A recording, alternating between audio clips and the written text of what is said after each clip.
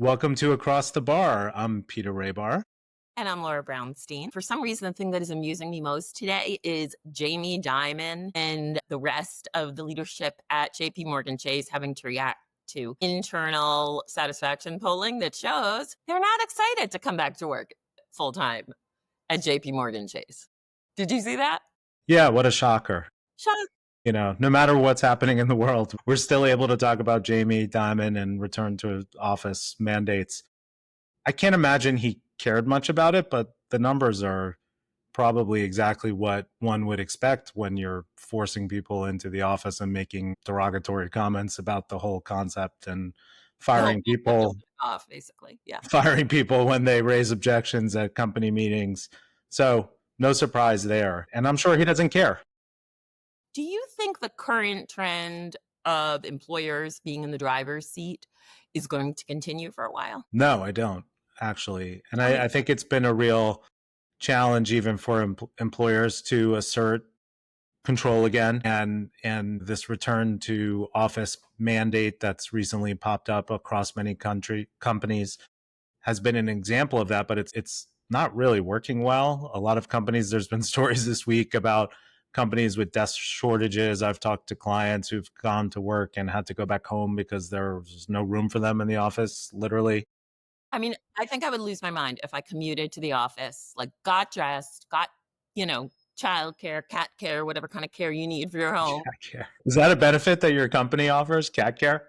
But well, LB and Partners does offer Right. cat care Right. benefits. I'm not asking about Jamie Dimon. I'm sure he does not offer cat care. No, but I told you the story about the kid who worked for me who took 6 weeks remote work from home leave because she got a new puppy, which I always just feel like that would good for you, kid. Right. You All the show power to you. you show that system. Yeah. So people have come to work. In some cases, there's not enough desks, or, people are still doing meetings remotely. If you're an employer and you really want to do this, you need to be thoughtful about it. You need to think about reintegration strategies, social strategies, which we talked about in our last episode. This whole pounding your fist on the table and demanding people come back in, it's not going to work. I mean, it may work in terms of getting people in, but they're Short not going to be term, but happy. not long term, I feel like. Right. So that's one example of where employers thought they had more power and maybe they didn't. Now, we have, and we'll probably touch on this later, we have protests going on all around the country for a variety of reasons.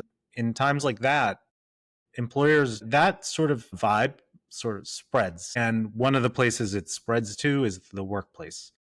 And so you're Go going back. to, Say it one more time. You're saying the protests we're seeing in the streets, sort of unrest, leads to unrest in other areas, in other sectors. yes, yes, absolutely. And we saw it in 2020 and 21. Sure. You'll see the same thing here. People will feel like when you talk to power, maybe the only way you can get attention is if you raise your voice. And that's going to play out. Now, they're not going to be having immigration protests in workplaces, or maybe some places where it's relevant, they might, but there might be a general feeling of empowerment. And I expect there will be. So employers better be prepared for it. Interesting. Seriously. A lot of new grads are having a hard time getting a job. One of my clients that I've mentioned before who does school admissions is getting an influx of calls about graduate school admissions. Right. Because Great for a business. I mean, honestly, yes. But when people graduate and there are no jobs, they say, well, maybe I'll go back to school. And, it's going to be interesting to see how much that really happens and what they're going back to school for. Right. And the reports, which we've seen a number of stories about this week, are showing a higher unemployment rate for certain majors, even ones that were considered, guaranteed job majors like engineering, are having trouble getting new jobs. And look, if you're an employer, it's part of your duty to society to hire young people and entry level jobs. And replacing these jobs with AI, maybe you're saving some money now, maybe you're gaining some efficiency, but long term, what does that mean for your company? Who are the people you're training? Who are the people going to take over your law firms and other? Small to medium business owner is not thinking about society. They're thinking about their own bottom line.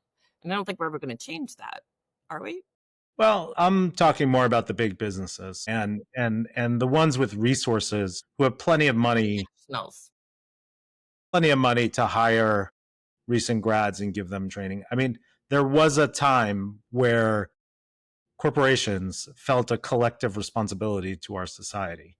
And now, with our government degrading and minimizing their role in providing services to our society, including jobs, if you're a corporate leader right now, step into the spotlight, be patriotic, do the right thing for the country, hire young people. Yeah, I think that is very powerful, but I also think this is a moment with a lot of economic pinch. And I think companies like Meta, yeah, stop laying off some people that you're going to need to rehire in another year. There is some responsibility. Like, you built these broken young people, fix them. I, the 500-person law firm, are they going to think that way? Yeah, they're still making money. Trust me. So The law firm metric is profits per partner, and the law firm, so the collection I was taking up for Paul Weiss Partners, I yeah, not need to focus on it. no, don't cry a tear, don't shed a tear for these firms at Okay. all. Okay. They have the money to do it. They can do it. So it's the entry level jobs that are getting cut?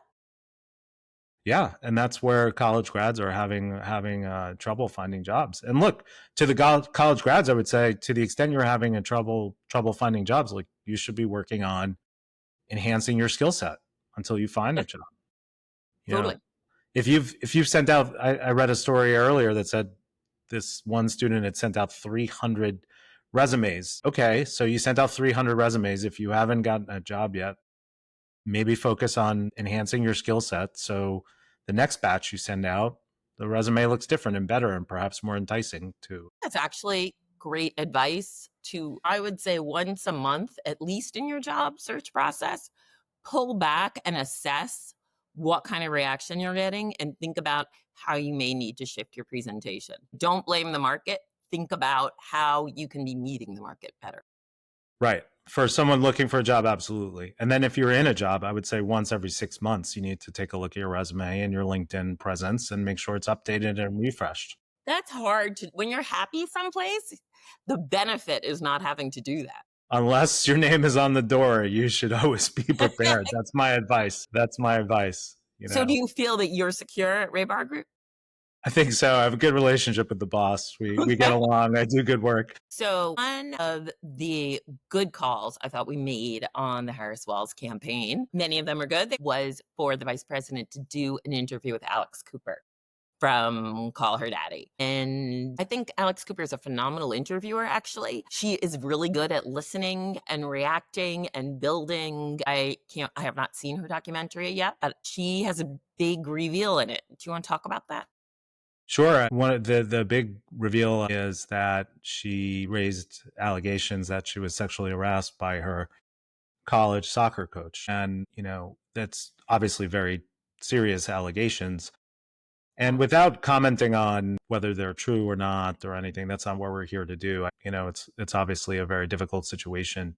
I would say that these power structures that exist are a coach and a player Mhm. are areas where sexual harassment really is typically found, where there's a huge imbalance. And In both men's and women's sports, when you say. yeah, exactly. But whether it's a C-suite executive and an employee or someone who, a manager, that's the dynamic where sexual harassment occurs. And in colleges, there's Title IX and there's offices set up at every school to take these complaints and investigate them. And I've been involved in several investigations, and they're very serious and they should be very rigorous. And here she's saying it wasn't even investigated, which is unusual and unfortunate. Surprising. No, it's not unusual. Unfortunately, more violence against women goes unreported on campuses, or sexual harassment of any kind, whether it's against women or whomever. Talk through what Title IX is and why Title IX is used to protect people in this situation. Well, I mean, Title IX is the mechanism to the anti-harassment statute that governs universities and colleges. And so, It's not the anti-harassment, isn't it, that you need to have, when it was originally created, it was to have equal access to sports programs. And they've used Title IX in harassment cases because women who are not able to continue playing a sport or not able to continue going to class because of sexual harassment are being denied services that are Sure. protected under Title IX. Yes. No, it's a part of the statute. I mean, Okay. the most commonly talked about part of the statute is the equity in amongst teams in a particular school, but it is part of the statute and part of the enforcement of the statute. Now, sure, sometimes people go with complaints and they're not investigated, and here the unfortunate thing is there's a number of stories over the years that have come out in women's sports about players being harassed by their managers, This whether is they're female or male, and this is another one. this is a good time to put out there. We've said many times, if you are an employee at a company, HR is not your friend. They work for the company. Anything you tell them, they will be using to protect the company for the most part. The same is true when you report a crime on a college campus. So you cannot always trust, unfortunately, that the powers that be at your college are going to be having your best interest at heart if you report some sort of sexual harassment, sexual violence, sexual attack. They don't want that information to come out. And there are so many cases. The documentary, the Oscar award winning documentary, The Hunting Ground, really went into this extensively. If anybody listening to this has a situation where they are attacked in some way in the college setting, know that you may need other allies, not just the administration. Fair to say? Yes, and I most of it. I would say there's a lot of HR professionals who are friends of mine who are watching this and listening to this who would probably disagree with you. But I think the general point is right that HR or Title IX office they do have bosses. Those bosses are people they report to. And you should, I guess the way I would say it is you shouldn't have full faith and trust, you know, and if you're going to report something as serious as sexual harassment or sexual assault, I suggest you make the report using a lawyer or some other advocate. And they are available on college campuses. They are available Yeah, in definitely society available generally. for free on Yeah, college campus. What should you look up? Legal aid? Like, what would you chat GPT or Google if you wanted to find if you are facing something on a college campus that you think you need legal representation for and you don't have the resources, what should you search to find it? How can you avail yourself? there are advocacy groups on campuses, you know, depending on the issue. Here we're talking, yeah, you know, Title IX advocates, Title IX legal representation, Title IX claims. I mean, that, Something happens on campus and you're like, I need to report this, but I want to go in knowing what my rights are and having an advocate. Don't just look for legal aid, look for someone specific to Title IX. yes, because it is a very specialized area of the law. Different rules that govern university processes, and they're very complicated. If you don't follow them, you could potentially impact your ability to bring a claim. Some of the most horrible sexual harassment and sexual assault cases happen in under the umbrella of universities. Yeah. Things so this Alex Cooper claim is now adding to that list, and hopefully some work will be done now to investigate it. Thank you, Alex Cooper, for being Speaking helpful. up, I Every mean time he does that's that, we reduce important.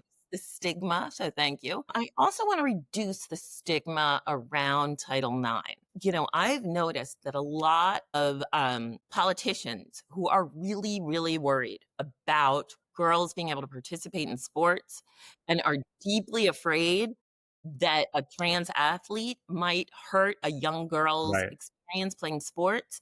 There's such a good way to protect girls in sports. Title IX. Somehow, a lot of politicians don't seem to have realized that they can support Title IX and support women in sports, not just try to persecute trans people. Just throwing that Yeah, it's weird when politicians just sort of switch out. positions when it's convenient for them. Yeah, exactly. Exactly. Strange when that happens. Okay, so the scariest thing going on this week is the fact that Los Angeles is starting to, in one tiny, tiny neighborhood, look like Escape from LA. And the rest of the city is going about their business. There is so much that is frightening about this.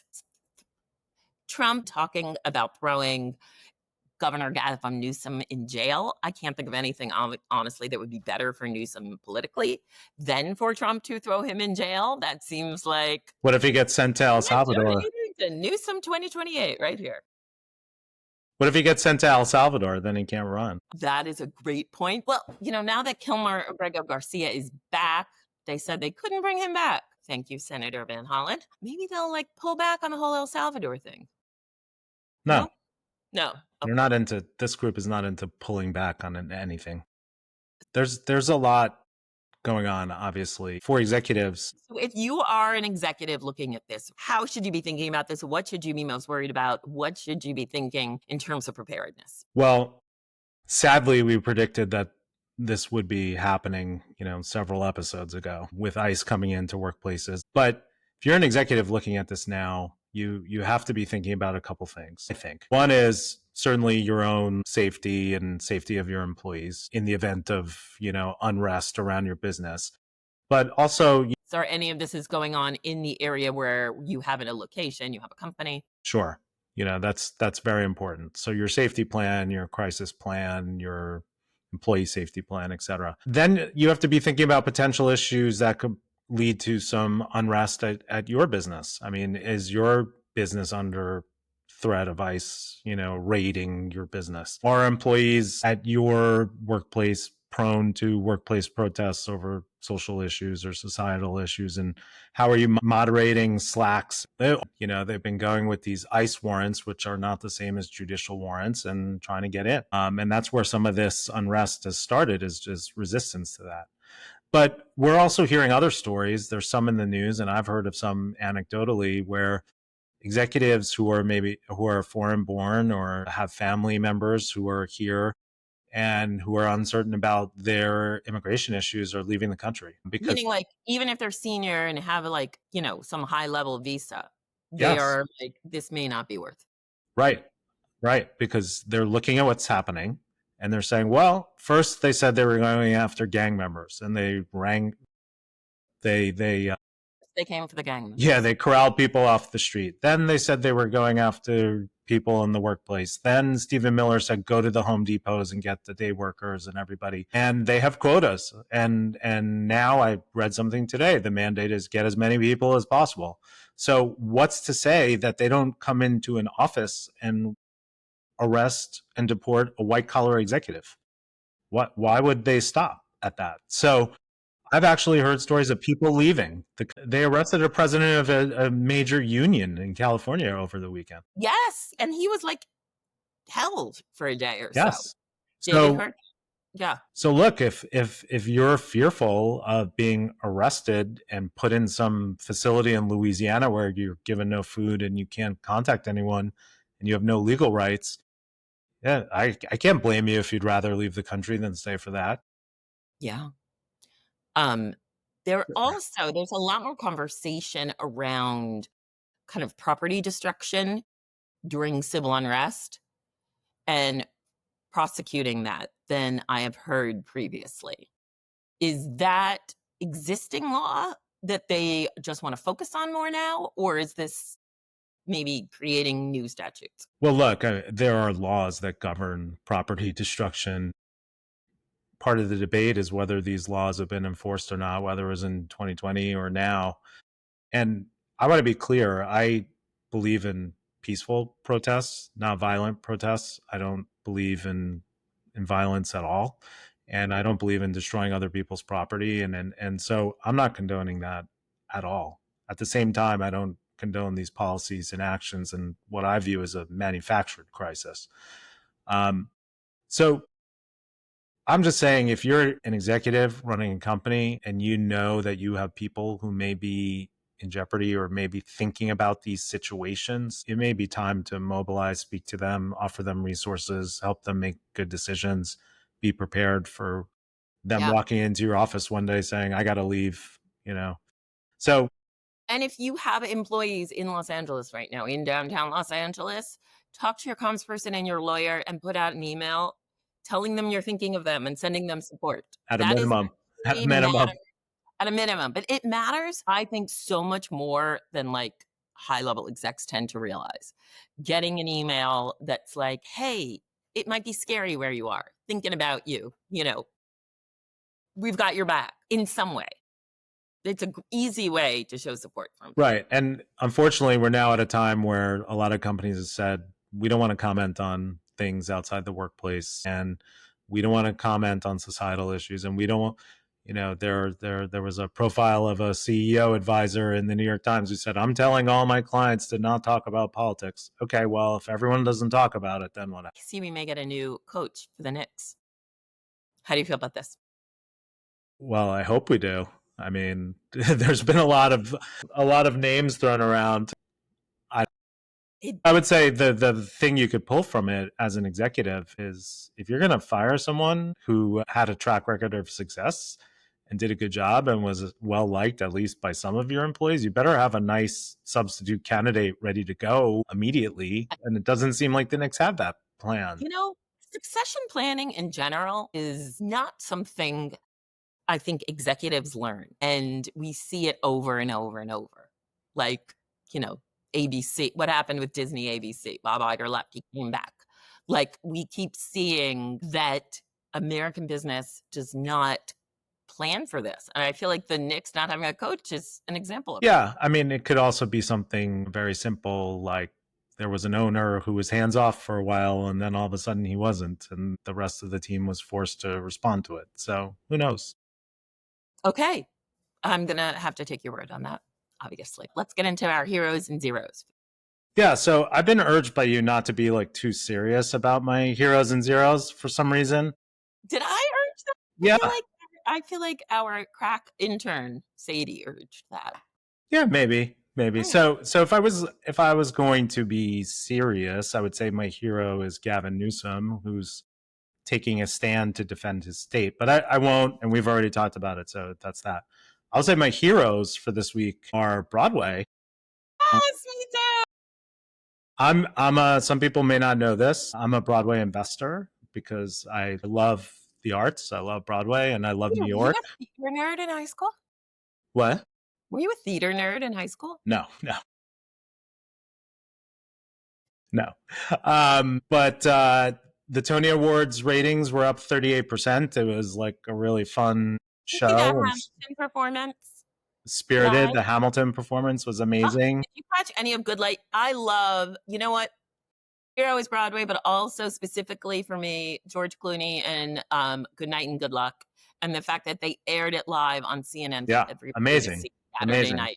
That was great. I loved it. I saw that live a few weeks ago. It was very powerful, very timely. Same. So, and it's been a record year for Broadway in terms of grosses. So that's wonderful. Sadly, the tourism numbers have taken a sharp hit given this administration's policy. So let's see if it is able to be sustained. But it was a wonderful night, a wonderful celebration, and the shows were wonderful. Yeah, it was the Tonys were full of joy. Let's be real, Audra McDonald won that round against Patti LuPone. And then my zero, because this is happening a lot and I need to address it, are people who use TLDR in their emails, the too long don't read, and then right along you like 700 pages of text. Like, please stop with this stuff, like the lingo, not knowing how to use it. Like, just talk. That's actually a really good one. Thank you. I am really wanting to push back at haters of the M dash. I have been a lifelong M dash enthusiast, I think I would even say. Me too. Because I always have like one more like little kicker I want to add. So I've always loved an M dash. And now people are like, oh, if you use an M dash, that people think it's Chat GPT or some other AI. It's not. M dashes are lovely. Yeah, in fact, I was just listening to a podcast earlier where they were talking with James Fry about that, the M dash, and I like it too. So I'm right there with you. There you go. Wait, I have to add one more hero. I know we did Broadway, which was a huge one, but I just need to give a shout out to journalists this week. Everybody loves to beat up on journalists and reporters. And last night watching, I usually watch CNN at night. I know I'm a good time, but just watching these reporters like getting like shot at by rubber bullets and really risking limb, if not life, to make sure the story was getting covered, make sure there are cameras on these troops, that no violence or nothing is missed, that people know what's going on. They're seeing the story. They can see it with their own eyes live.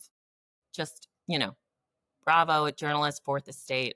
Yeah, I could join you in that. I used to work, protecting journalists, and particularly newspaper and local TV journalists who just hurt, Did you work with TV and local at first? yeah. And these are some of the bravest people, most dedicated people you'll ever meet, who have no fear in like just putting themselves in the Yeah. middle of So danger to get the thank story. you, journalists, this week and always. Stay safe. All right. On that note, have a great weekend, Peter. I hope you really enjoy the military parade in DC this weekend.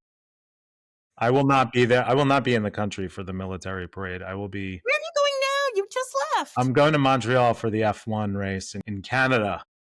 I mean, that is not dumb to go to Canada for the Yeah. weekend. So Yeah.